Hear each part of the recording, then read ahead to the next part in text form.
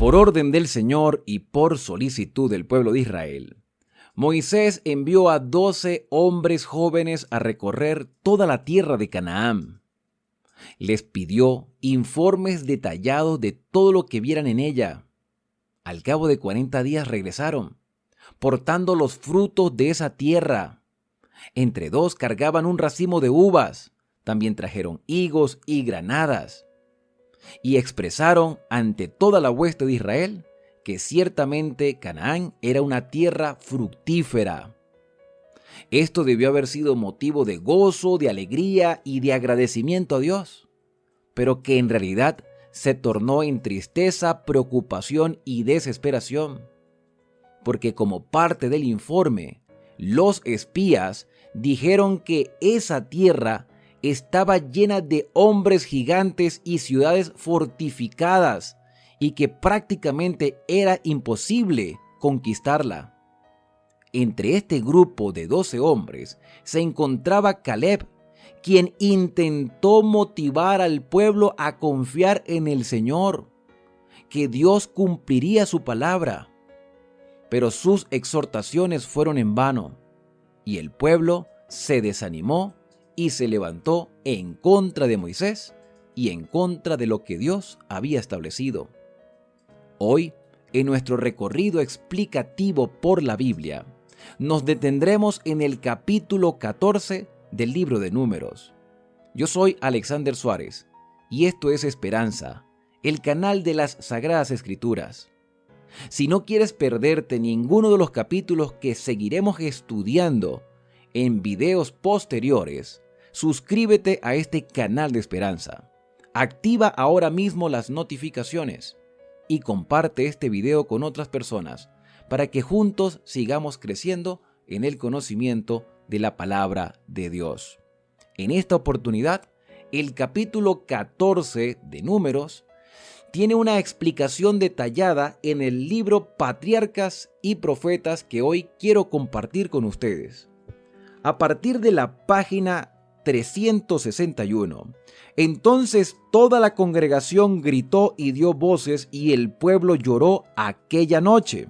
A esto siguió pronto la rebelión abierta y el amotinamiento, porque Satanás ejercía absoluto dominio y el pueblo parecía estar privado de razón.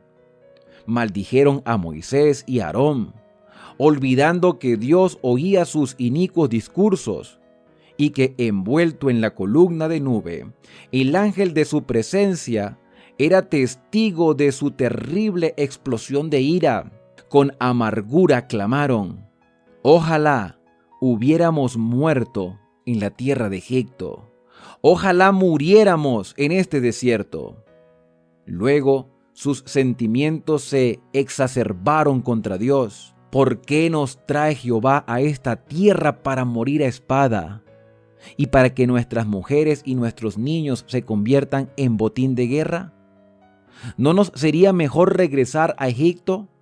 Y decían unos a otros: designemos un capitán y volvamos a Egipto. En esta forma, no solo acusaron a Moisés, sino también a Dios mismo de haberlos engañado al prometerles una tierra que ellos no podían poseer, y llegaron hasta el punto de nombrar un capitán que los llevara de vuelta a la tierra de su sufrimiento y esclavitud, de la cual habían sido liberados por el brazo poderoso del Omnipotente. En humillación y angustia, Moisés y Aarón se postraron sobre sus rostros delante de toda la multitud de la congregación de los hijos de Israel, sin saber qué hacer para desviarlos de su apasionado e impetuoso propósito. Caleb y Josué trataron de apaciguar a la multitud tumultuosa, rasgando sus vestiduras, en señal de dolor e indignación, se precipitaron entre la gente, y sus voces enérgicas se oyeron por sobre toda la tempestad de lamentaciones y rebelde pesar. La tierra que recorrimos y exploramos es tierra buena. Si Jehová se agrada de nosotros, Él nos llevará a esta tierra y nos la entregará. Es una tierra que fluye leche y miel. Por tanto, no seáis rebeldes contra Jehová, ni temáis al pueblo de esta tierra, porque vosotros los comeréis como pan. Su amparo se ha apartado de ellos, y Jehová está con nosotros, no los temáis. Los cananeos habían colmado la medida de su iniquidad, y el Señor ya no podía tolerarlos. Ahora que se les había retirado su protección, iban a resultar una presa fácil.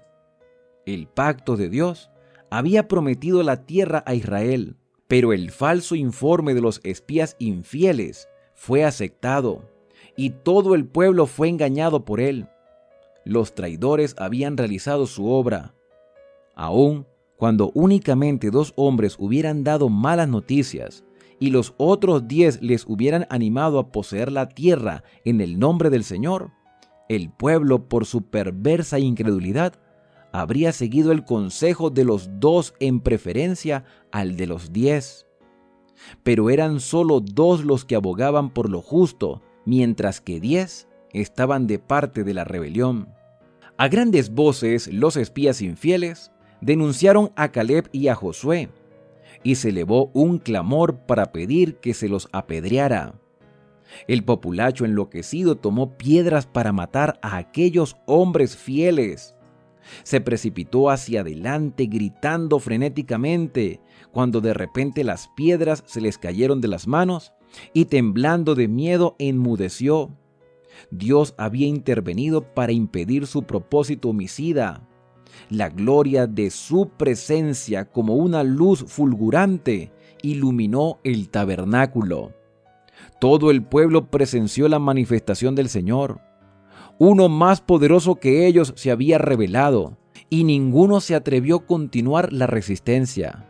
Los espías que trajeron el informe perverso se arrastraron aterrorizados y con respiración entrecortada en busca de sus tiendas. Moisés se levantó entonces y entró en el tabernáculo. El Señor le declaró acerca del pueblo: yo los heriré de mortandad y los destruiré, y a ti te pondré sobre gente más grande y más fuerte que ellos. Pero nuevamente Moisés intercedió por su pueblo. No podía consentir en que fuera destruido, y que él, en cambio, se convirtiera en una nación más poderosa. Apelando a la misericordia de Dios, Moisés dijo: ahora pues, yo te ruego que sea magnificado el poder del Señor, como lo prometiste al decir: Jehová es tardo para la ira y grande en misericordia. Perdona la maldad y la rebelión. Perdona ahora la maldad de este pueblo según la grandeza de tu misericordia, como has perdonado a este pueblo desde Egipto hasta aquí. El Señor prometió no destruir inmediatamente a los israelitas, pero por la incredulidad y cobardía de ellos, no podía manifestar su poder para subyugar a sus enemigos. Por consiguiente, en su misericordia, les ordenó que como única conducta segura regresaran al Mar Rojo. En su rebelión, el pueblo había exclamado: ojalá muriéramos en este desierto. Ahora se les concedía lo pedido. El Señor declaró: vivo yo, dice Jehová, que según habéis hablado a mis oídos, así haré yo con vosotros. En este desierto caerán vuestros cuerpos, todo el número de los que fueron contados de entre vosotros, de 20 años para arriba, los cuales han murmurado contra mí. Pero a vuestros hijos, de los cuales dijisteis que se convertirán en botín de guerra, yo los introduciré, y ellos conocerán la tierra que vosotros despreciasteis. Pero con respecto a Caleb dijo: pero a mi siervo Caleb, por cuanto lo ha animado otro espíritu y decidió ir detrás de mí, yo lo haré entrar en la tierra donde estuvo, y su descendencia la tendrá en posesión. Así como los espías habían estado 40 días de viaje, las huestes de Israel iban a peregrinar en el desierto durante 40 años. Cuando Moisés comunicó la decisión divina al pueblo, la ira de éste se convirtió en luto. Todos sabían que el castigo era justo. Los 10 espías infieles, heridos divinamente por la plaga, perecieron a la vista de todo Israel, y en la suerte de ellos el pueblo leyó su propia condenación. Los israelitas parecieron arrepentirse entonces sinceramente de su conducta pecaminosa, pero se entristecían por el resultado de su mal camino y no porque reconocían su ingratitud y desobediencia. Cuando vieron que el Señor era inflexible en su decreto, volvió a despertarse su terca voluntad y declararon que no volverían al desierto. Al ordenarles que se retiraran de la tierra de sus enemigos, Dios probó la sumisión aparente de ellos y vio que no era verdadera. Sabían que habían pecado gravemente al permitir que los dominaran sentimientos temerarios y al querer dar muerte a los espías que los habían motivado a obedecer a Dios. Pero solo sintieron temor al darse cuenta de que habían cometido un error fatal, cuyas consecuencias iban a ser desastrosas. No habían cambiado en su corazón y solo necesitaban una excusa para rebelarse otra vez. Esta excusa se les presentó cuando Moisés les ordenó, por autoridad divina, que regresaran al desierto. El decreto de que Israel no entraría en la tierra de Canaán por 40 años fue una amarga desilusión para Moisés, para Aarón, para Caleb y para Josué, pero aceptaron sin murmurar la decisión divina. Por el contrario, los que habían estado quejándose de cómo Dios los trataba y declarando que querían volver a Egipto, lloraron y se lamentaron grandemente cuando les fueron quitadas las bendiciones que habían menospreciado. Se habían quejado por nada, y ahora Dios les daba verdaderos motivos para llorar. Si se hubieran lamentado por su pecado cuando les fue presentado fielmente, no se habría pronunciado esta sentencia. Pero se afligían por el castigo. Su dolor no era arrepentimiento y por lo tanto no podía obtener la revocación de su sentencia. Pasaron toda la noche lamentándose, pero por la mañana renació en ellos la esperanza. Decidieron redimir su cobardía. Cuando Dios les había mandado que siguieran hacia adelante y tomaran posesión de la tierra, habían rehusado hacerlo.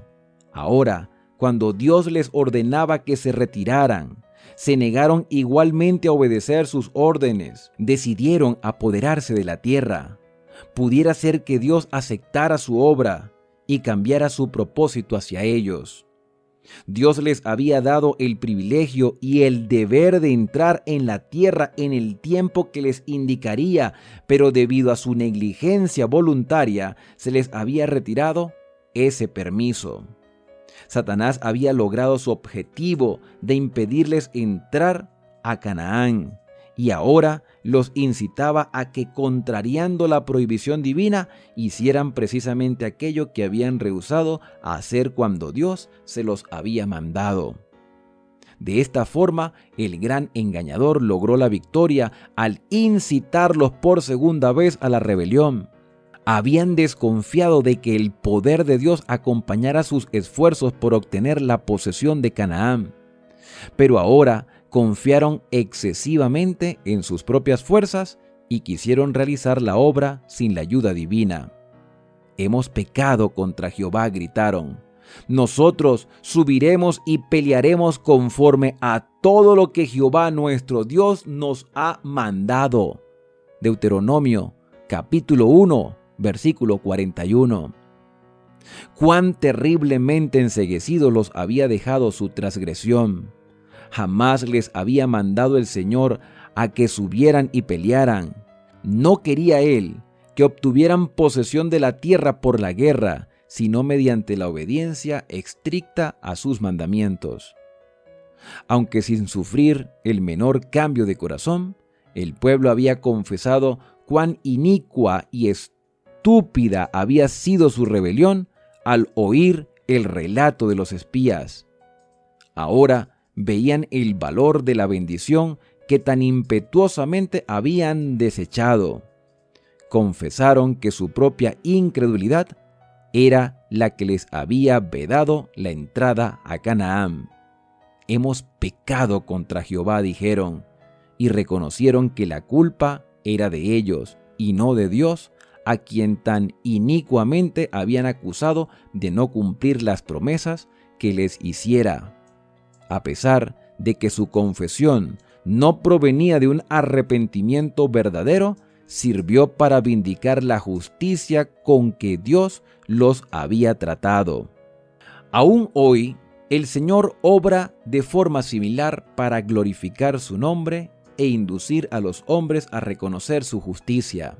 Cuando los que profesan amarlo se quejan de su providencia, menosprecian sus promesas y cediendo a la tentación se unen a los ángeles malos para hacer fracasar los propósitos de Dios.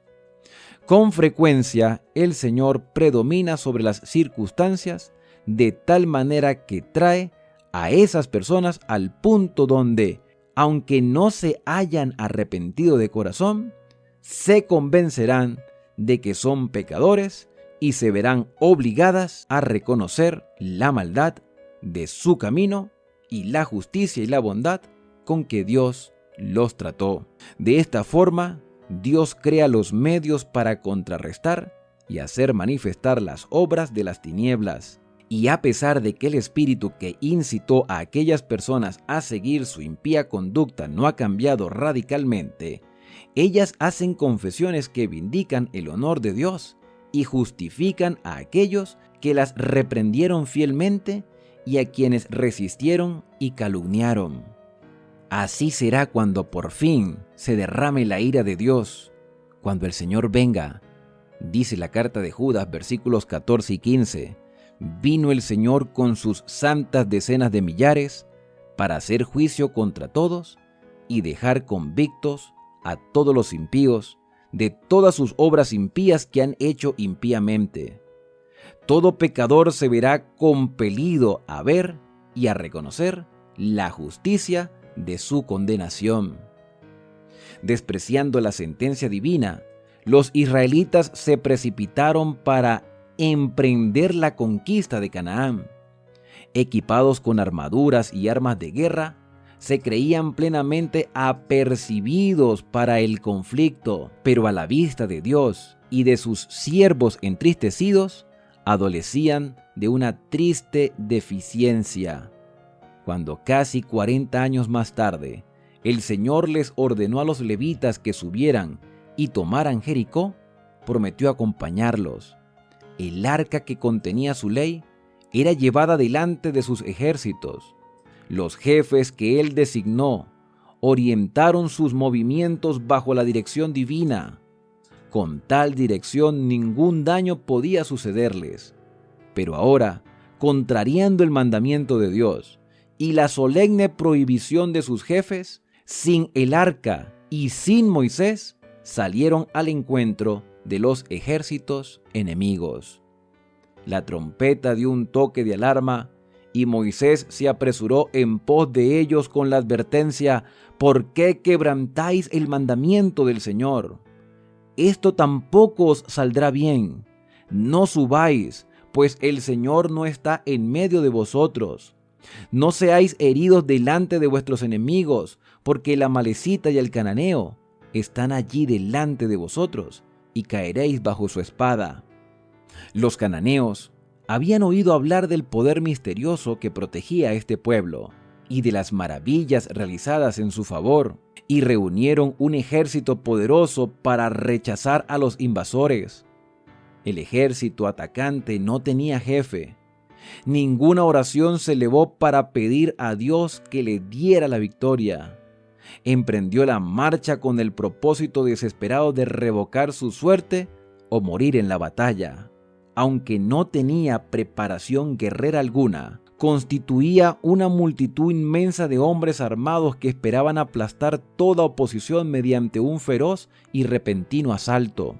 Presuntuosamente, desafiaron al enemigo, que no había osado atacarlos. Los cananeos se habían establecido en una meseta rocallosa a la cual solo se podía llegar por pasos difíciles de transitar y un ascenso escarpado y peligroso. El número inmenso de los hebreos solo podía servir para hacer más terrible su derrota. Lentamente fueron cubriendo los senderos del monte, expuestos a las mortíferas armas arrojadizas del enemigo que estaba arriba.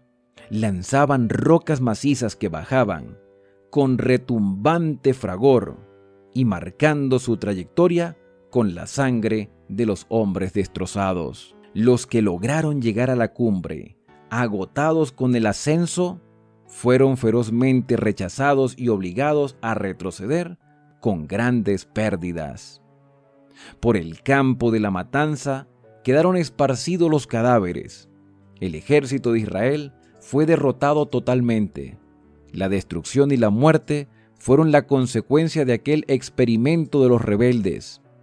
Obligados por fin a retirarse en derrota, los sobrevivientes volvieron y lloraron delante del Señor, pero el Señor no los escuchó. Dios no escuchó su voz, dice Deuteronomio 1:45. En virtud de su gran victoria, los enemigos de Israel que antes habían aguardado con temblor la aproximación de aquella poderosa hueste, se envalentonaron con confianza para resistirlos. Ahora consideraron falsos todos los informes que habían oído respecto a las cosas maravillosas que Dios había hecho en favor de su pueblo y creyeron que no había motivo para temer. Esa primera derrota de Israel aumentó grandemente las dificultades de la conquista, por cuanto inspiró valor y resolución a los cananeos.